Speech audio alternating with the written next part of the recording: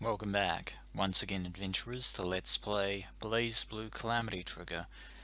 In the last episode, Hakumen had arrived in the chamber of the cauldron, not cathedral, don't want to keep mixing that up, when he encountered another teleportation phenomena event, in the form of TR-0009 Iron Tiger of Sector 7, sent there by Kokonoe to retrieve Hakumen for Kokonoe's use.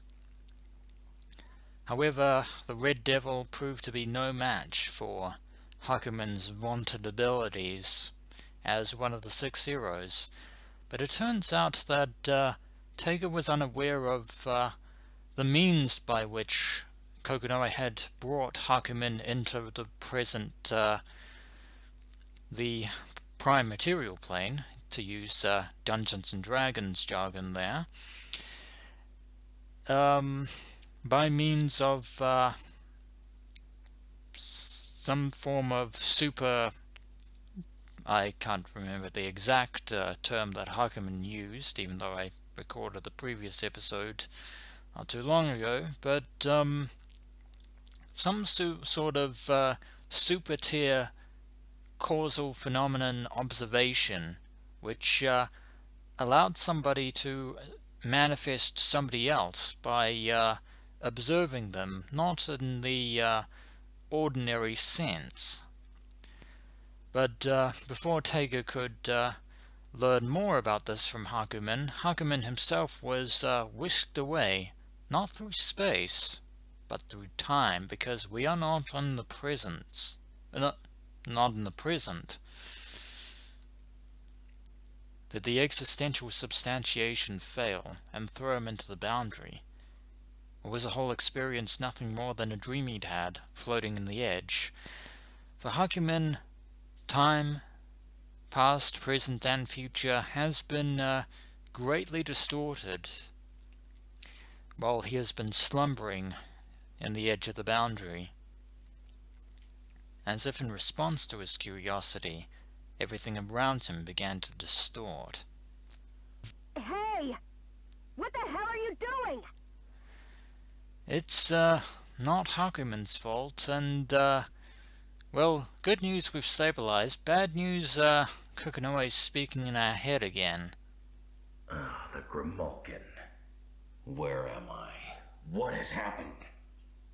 You gotta be kidding, you asshole! Your damn ego is causing all sorts of causality drift. It was going so well, but you just had to screw it up, didn't you? You're the one with the faulty technology at work here, Kokonoe. Trying to harness the power of one such as Hakumen is no easy feat, even for a scientist of your caliber. And, you are one to talk about ego causing all sorts of causality drifts. Then I am again inside my will? The stabilizing process wasn't the issue. It was his own ego. His powerful ego had rejected Kokonoe's objective recognition of his existence, trapping him on the other side of the edge. Well, now that you're here, the rest's up to you. Just do it! Seems that Kokonoe is genuinely concerned underneath her anger and contempt for Hakumen. And there is an individual whom we weren't really expecting to cross paths with, although given their history, I'm surprised we didn't cross paths sooner. I see. My will. It is all around me. And here before me is my origin. Your origin? Now that is an interesting appellation. Who the hell are you supposed to be wearing that weird mask? Get out of my way or you'll get hurt. Yeah, Ragna is uncouth as always, but this moment is Hakumen's origin? That is a curious sentiment. Ah, yes. My genesis. The beginning of my endless journey to defeat every last one of you. Ragna the Bloodedge, you are first! Could we learn the origin of Hakumen's grudge towards Ragna in this instance? Perhaps so. Huh? What the hell are you talking about? Cut the crap and just get out of my way. Even though from Ragna's perspective, this is still the first time that he has ever encountered Hakumen. I will not withdraw. I will never withdraw. Even if you were an illusion of the boundary, my blade exists only to banish demons like you from the earth. But it seems that Hakumen's grudge against Ragna seems to outshine everything else. I have no idea where you're going with this. What, you really want to fight me? I can guarantee you're gonna be sorry, you masked bitch. Them's fighting words, Ragna the Bloodedge. Them's fighting words. I am ready for you, Black Beast. To destroy evil, I must defeat it at the root. And that root is you! Yes, because as we recall, the Black Beast was formed between the unholy union between the spirit of Ragna the Bloodedge and the Murakumo unit Nu 13, which resulted in the Black Beast being sent back through the cauldron roughly 100 years before. But to say that that phenomena event is the origin of Hakumen, definitely intriguing. But enough words, it's time for action. Hakumen versus Ragna the Bloodedge. It seems the tables might yet turn.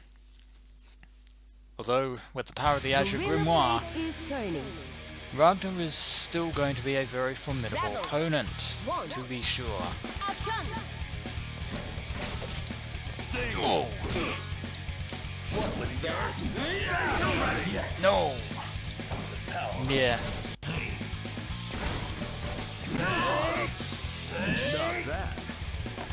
Get back here. Oh! No!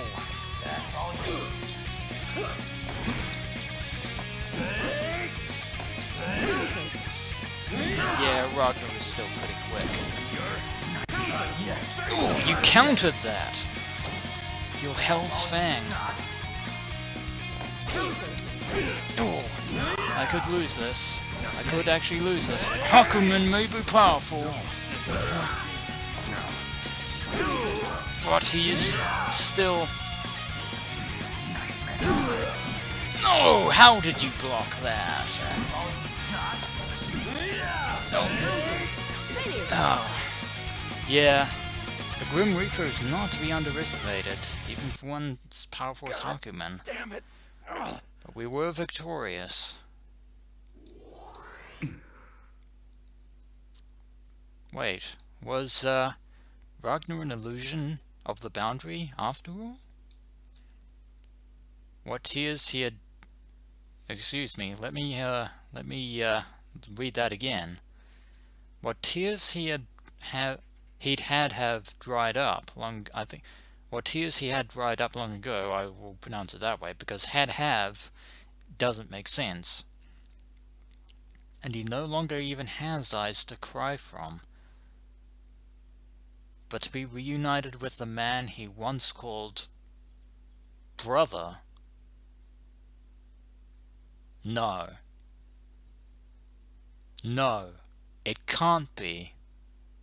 There is only one individual alive who would ever refer to Ragna the Bloodedge as brother. It can't be, and yet it could, it might. Now this is truly interesting. As I said just before, there is only one individual who we would ever call Ragna the Bloodedge brother. And that man is Jin Kisaragi. He opens his mouth to speak. I shall bend the world, the past, and the future to my will. Now rest in peace, Ragna the Bloodedge. Ragna, my brother. Now that is a truly interesting revelation there, although if I am to be brutally honest, the signs were sort of there from the beginning. There were hints scattered about here and there, as Hakumen looks down at Ragna's prone form, fading into the ether there, with a solemn heart. Because, well, real talk for a second, just briefly, it is not uncommon for two characters to actually be voiced by the same voice actor if the occasion strikes, but in the case of Hakumen and Jin Kisaragi, to share the same voice is more than just a coincidence on the part of BlazBlue Calamity Trigger. And that explains a lot. And, well, basically, to reiterate, a lot of the puzzle pieces are finally falling into place regarding Hakumen's quote-unquote origins and his life as a human. Which means that, well, we already caught a glimpse of Hakumen's origins at the end of Jin Kisaragi's story, where he fell into the cauldron, was sent back in time, and encountered Rachel Alucard, who gave him the mysterious appellation of Mr. Hero. And note that Rachel referred to Hakumen too as Hero. Again, it could be chalked up to a coincidence, but then again, so far, nothing has really been that much of a coincidence, especially where Hakumen is concerned. So Hakumen is in fact Jin Kisaragi himself, but from another time and place. In other words, in the present day, Hakumen and Jin Kisaragi could technically exist, despite being two separate individuals. But it seems that whatever influence had tormented him during his childhood, and the twisted influence of the Nox Nectaurus Yukianasa has abated in Hakumen's current existence. So the crybaby's acting all big now. You cheeky bastard. Wait. Does that mean that Ragnar has figured out who Hakumen is under the mask? Well, wonders never cease. He can feel his will twisting him, but there is one more thing he must do to ensure his existence in the present world. He must deny himself. It will be his atonement for killing his own brother. I deserve no redemption. May my soul forever atone, encased in this undying shell. Sankishin Susanoo! So that is the armor that Hakumen is wearing. The armor Sankishin Susanoo. Susanoo, of course, being Hakumen's combat theme, or stage battle theme, I should really say.